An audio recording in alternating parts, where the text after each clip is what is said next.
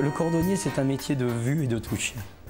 D'abord de vue pour analyser la chaussure et au toucher, on sent les différents grains de cuir.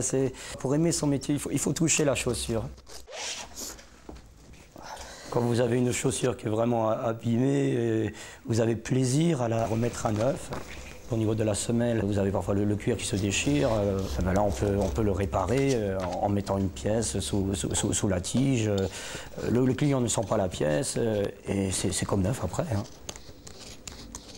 Ce qui est important, ce sera surtout, disons, d'avoir un travail de qualité et rapide.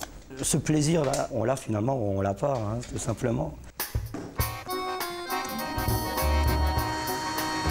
C'est très important de bien remettre à niveau, hein. Très important. Pour maîtriser ce geste, il faut quand même quelques années. Si vous pressez de trop, vous avez vite fait de faire un trou. Hein. Et là, il faut toujours respecter un niveau. Sinon, si vous marchez et que c'est mal fait, vous avez l'impression de marcher comme s'il y avait un caillou dans la semelle. Il faut toujours que ce soit bien droit. Hein. Il faut aussi savoir coudre, ça fait également partie du métier. Hein. Le cordonnier, ça ne se tient pas, disons, à faire un retalonnage ou un resmelage. C'est des coutures main sur une tige, par exemple. Quand vous avez le fil qui a cassé, ça c'est une couture qu'il faut faire à la main. C'est une technique particulière, comme on dit. Hein. Il y a beaucoup d'automatismes pour des travaux courants, style retalonnage, resmelage. L'automatisme s'opère quand vous avez un travail spécifique à faire. Une chaussure abîmée d'une façon inhabituelle, un cuir déchiré d'une façon inhabituelle. Alors là, oui, on prend le temps de le faire pour bien le faire. Aujourd'hui, le cordonnier, il doit avoir plusieurs casquettes. Il doit être artisan et il doit être aussi assez bon comptable. Savoir où il en est, hein, ce qu'il doit payer en fin de mois, ce qui est rentré, ce qu'il doit payer. Et le point également important, c'est le relationnel. Est-ce que je peux vous laisser la boîte? Oui, oui, bien sûr. Le client est une personne très importante, bien sûr. Il vient pour un problème. Il faut savoir, comment dire, le satisfaire. Et s'il est satisfait, il revient, voilà.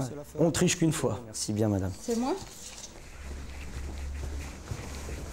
Il faut que tout soit complémentaire. Une seule activité ne suffit pas.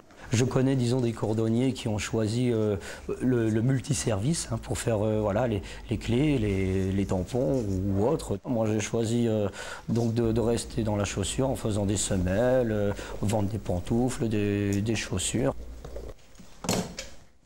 Avec du matériel d'occasion, il est possible de reprendre une activité.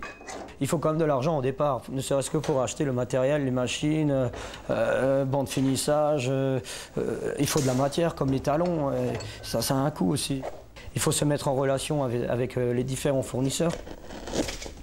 Le cordonnier aujourd'hui, il a dû se moderniser.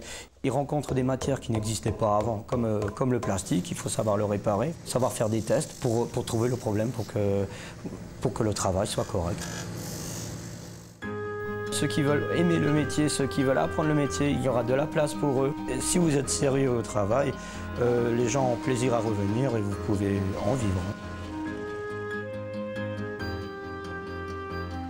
On ne peut pas marcher pieds nus, on aura toujours des chaussures.